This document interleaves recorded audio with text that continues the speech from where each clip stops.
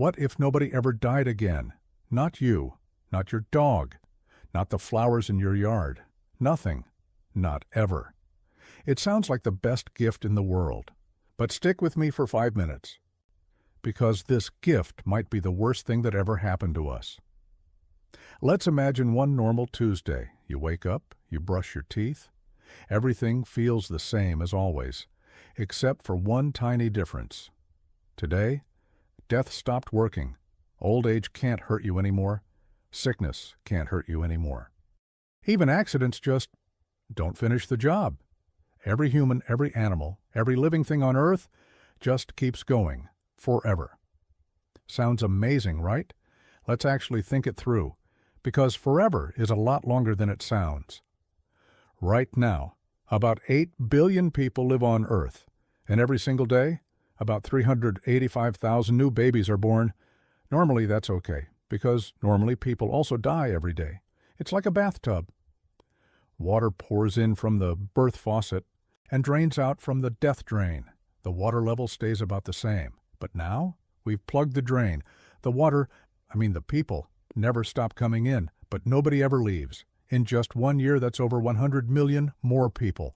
In 10 years, over 1 billion. Every park, every beach, every quiet forest trail, slowly filling up with people who can never go away. Not because they're bad people, just because there's nowhere left for new life to grow. The world isn't just crowded, it's completely, totally full. And here's the part that gets scary fast. All those people still need to eat. Every single day, forever. But Earth only has so much land to grow food on, so more people means less food for each person. Imagine one pizza. Now, imagine cutting it for 10 people.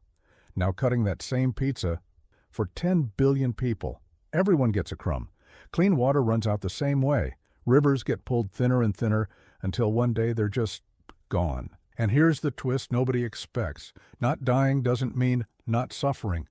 You could still get hungry, you could still get hurt, you could still feel pain for the rest of forever. Just never allowed to rest. Okay, let's forget food and space for a second. Let's talk about something quieter. Why do birthdays feel special? Why does a sunset feel beautiful? It's because they don't last. A flower is pretty partly because it wilts. A song is moving because it ends. Even a really good day feels good because tomorrow isn't guaranteed. Now imagine you have unlimited time, not just a long life, endless life. Would you still rush to say, "I love you"? Would you still chase your biggest dream today? Or would you just say, "I'll do it in 100 years"? Scientists actually have a name for this. It's called time scarcity. We work hard, love hard, and live hard, specifically because the clock is ticking. Take away the ticking. And some scientists believe we'd stop trying at all. Here's something wild nature already figured out. Every living thing that dies makes a tiny bit of room for something new. Old trees fall, new trees grow taller. Old ideas fade, new ideas take their place. Old leaders step aside, new leaders step up. This isn't sad. This is how progress happens. But if nothing ever dies, nothing new ever gets the chance to grow.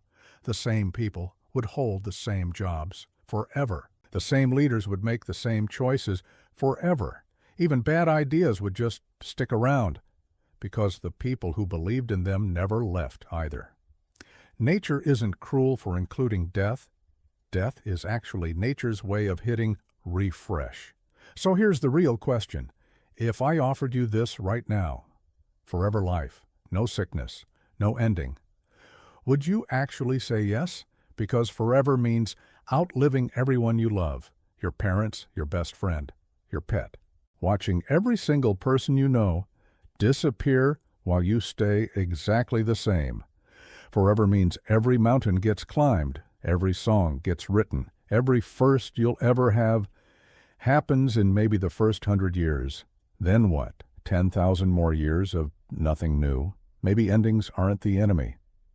Maybe endings are what make the story worth telling. A book with no last page isn't a better book. It's just pages forever.